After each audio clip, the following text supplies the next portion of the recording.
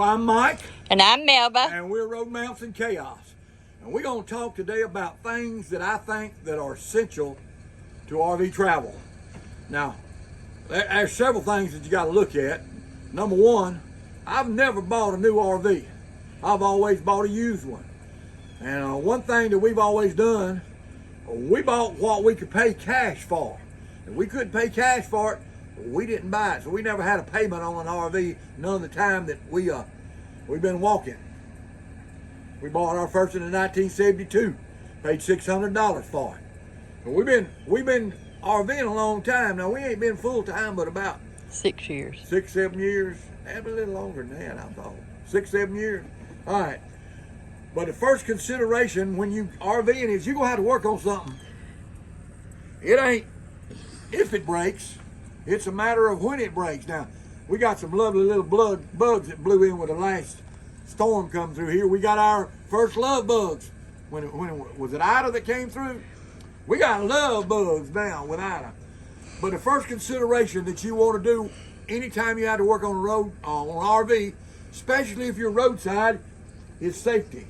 Now you can buy these little cheap orange hunting vests at Walmart, Cabela's, Bass Pro, whatever. Keep you one of them, and when you need, just keep it down there in the bin. When you broke down, put that joker on so you'll be safe. Just put it on. That's all you got to do.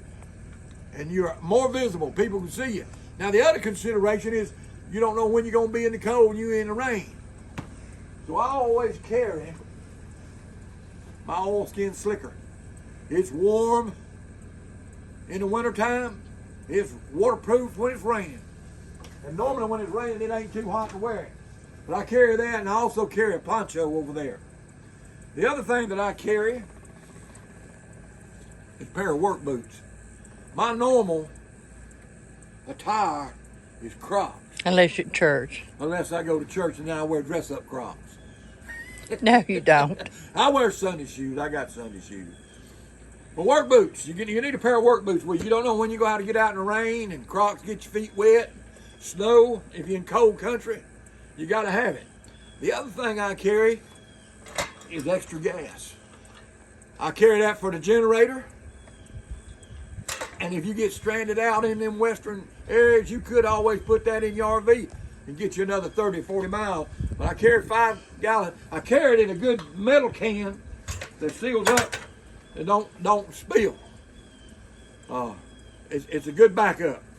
The other thing I carry, now you don't know whenever the fishing urge is gonna hit you, so I carry me a rod and reel and tackle box. I could fish, if we got stranded, I could catch fish out of anywhere and feed me and mama. But I like to carry my cricket box, a couple of rod and reels in my tackle box, and then I carry an empty bucket. You don't know when you're gonna need it. You can haul water out of the creek, you can wash your RV, you can even poop in it if you have to. Now this is stuff that I just took out of the basement of my RV. All this stuff I carry with me. Extra rope, and I try to never cut it. I just tie it off and reuse it. Carry you some rope. You'll have to tie stuff down all along. Always carry some rope to tie stuff off with. The other thing is electrical stuff. I like to carry an assortment of large and small wire nuts. So I carry my wire nuts.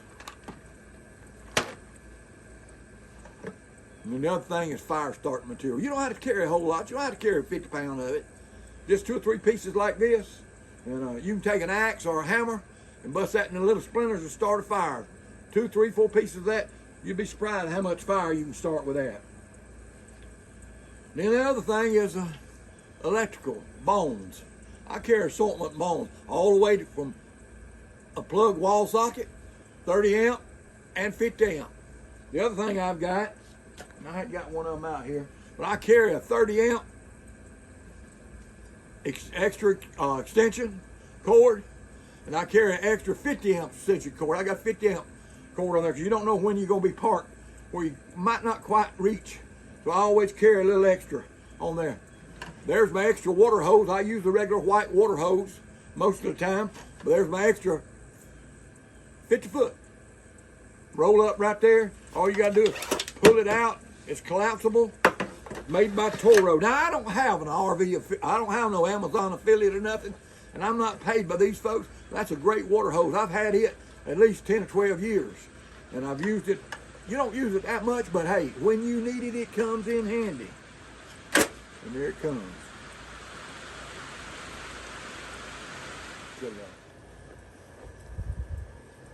Now it come a little sprinkle. And we had to move, so we moved our stuff over under the shed. Show them the shed up there. I built this shed, park us under. Got a storage shed back there. So we put our furniture in when we moved in the RV. But let's get started again. The other thing we carry is the honey wagon right here. That way, when you get set up, you can dump without having to break down and move. So we stay, sometime we stop, baby dog's got to wash clothes or whatever, that thing sure comes in handy when you got to wash clothes.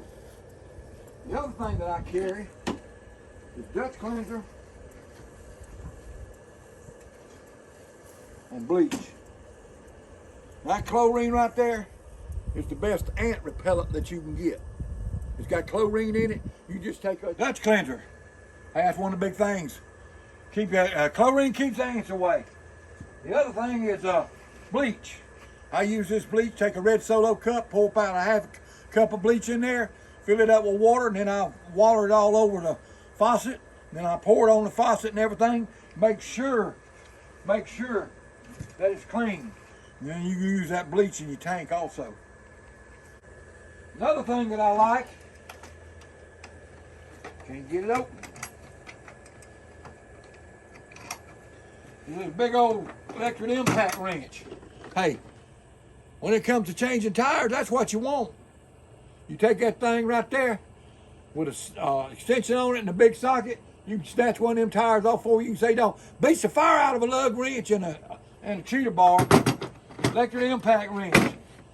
And you can even use it sometimes underneath on your suspension. there was a broke bolt on it, and I put a bolt up back there in the spring hanger with this thing. Hey, takes the hard work out of it. Now the other thing to go with that electric impact wrench is a big set of wrenches. You need 1.25 inches down. Probably need from 1.5 inches down to go on these big rigs, but a big set of wrenches. The other thing is you need a jack. I carry a little 8-ton hydraulic bottle jack, lift up anything. To go with that jack, you need some chocks. Now I got some big old black chocks. I didn't get none of them around there, and I got a few of these yellow chocks. These can be crushed real easy. Get you some real good chocks. But you need them to go with that jack, and you need an assortment of blocks. 4x4, 6x6, some short 2x6s and a couple of 1x4s where you can adjust the height of your jack to get it up and down. So you need some wood. Be sure to take some wood blocking. The other thing is tie-down straps. You got to have tie-down straps to tie everything down. So take your assortment of tie-down straps. The other thing, you don't know when it's going to leak. Get you a couple of tubes of die-cord, take with you where you'll have it if it goes to leaking. Die-cord. And I ain't paid for that advertisement. They probably need to pay me, but I ain't paid for it. We're having a rain delay in the middle of this video. It come up one of them there little devil beating his wife showers in the middle of the summertime in Florida. So I think maybe it's slacking up, so we're gonna try to finish this video up.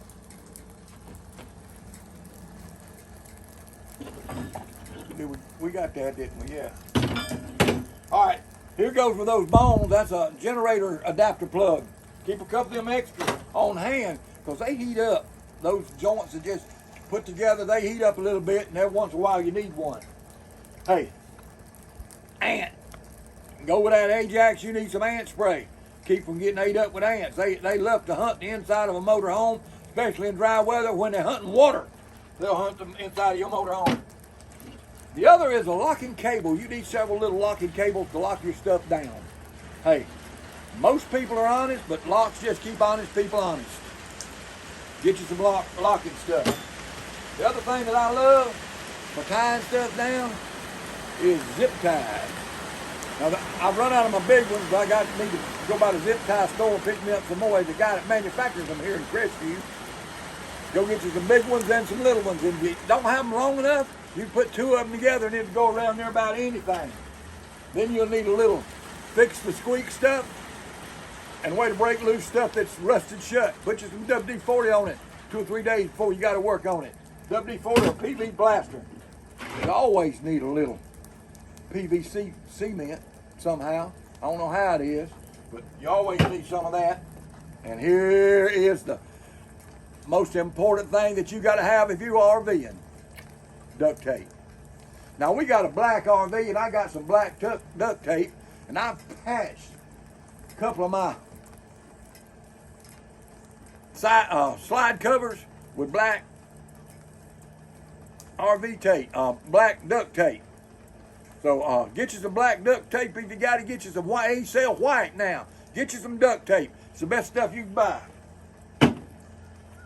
And then I'm an old carpenter. I started carpentering in the 60s. I helped my daddy all his life. My daddy all his life, he was a carpenter. A hammer. Straight claw hammer is what I like. I'd rather have this straight claw hammer than a knife in a knife fight. I can take them claws right there and stick it through a piece of 3/4 inch plyboard. Imagine what kind of damage it'll do to a man's skull if you hit him in the head with that. It's perfect self-defense weapon, and nobody's looking for it in your motor home. You just carrying a straight claw hammer, but it's the perfect defense weapon that you can have. I just keep one laying right there at just my steps. I can just reach and get it, or get it when I'm coming out. And listen, see, you can't ever. It'll turn over every time when you flip it. But that's the best use for everything. You can beat stuff with it. You can pull stuff with it. You can even splinter that little old bitty fat lighter firewood. You take that right there and splinter anything. I can split wood with this hammer. It's as handy as an axe in a lot of places. The other thing is extra oil. You need oil. Especially if you're running little old bitty generators, you need extra oil. So carry you some extra oil. That's essential. The other thing you need is funnels to put that oil in sometime. Pour your gas in. You need an assortment of funnels. Get you as big a plastic funnel as you can get, and a couple of small plastic funnels. You need funnels of different sizes for everything. Now here's one of my favorite things. This basically is a 3-in-1 tool. It takes the place of a skill saw. Now, if you were doing a lot of sawing, you'd want a skill saw. It takes the place of a jigsaw. It takes the place of a skill saw. It takes the place of a cutting torch. It takes the place of a chainsaw. I can put a wood cutting blade in here, a long one. I can go cut near about any size logs I want. Well, not no gigantic log, but you know, I can cut logs that big around with a long blade in it. I can put a metal cutting blade in here and use it as a cutting torch. What's it called? Sawzall. Sawzall. You can cut any kind of, with a metal cutting blade, you can cut any kind of blade, any kind of metal you want. And there's a lot of times you do something that you need to cut some metal, and this will do it. Hey, it'll do all kind of stuff. And the other thing that takes it, I'll take this little side grinder with me. It takes the place of a cutting torch too, plus you can smooth a lot of stuff down that you need to straighten up. You can smooth wood down with it if you have to. It don't do a pretty job, but it will get the job done in a rough situation. But this will do a lot for you. This is something that I carry. Another thing that I carry, set of jumper cables. You don't ever know when you need jumper cables. I own 3 or 4 pair of jumper cables. I believe in jumper cables. So carry you some jumper cables. Somebody will always jump you off. You have some in every vehicle, don't you? Yeah, every vehicle. I try to have a pair of jumper cables. Somebody will always jump you off. And then the other thing I carry is an assortment of tubes. Now, I have a ton of sockets. And the reason I have sockets is when these little old ratchets tear up, you can buy a set of sockets cheaper than you can buy a ratchet. So when I have a ratchet tear up, I just buy sockets. So you ought to have plenty of sockets. But carry an assortment of tools. I carry all kind of tools. Here's one toolbox right here. Got a little bitty socket set in that. I got tire plugging instruments. I got ratchets, sockets in there. And then here is my catch-all tool box. I got pipe wrenches, I got large pliers. I got wire cutters. I got Allen wrenches. I got 10 snips. I got flat bars. I got wire strippers. My goodness, I even got a tile cutter in here. I got these here little complete socket set. What are these called? Them T45s and 50s, them T sockets. And then I just got all kind of tools in there. And then the other thing, look right over there, baby, is that The bucket? bucket light. Now, you got to carry that bucket light. That's my favorite. That's your favorite. All right, now here's Wait something. a minute, I'm getting up close to it. Oh, you're going to take I'm just gonna let them look. Okay. that bucket light. We got a video on that a little bit.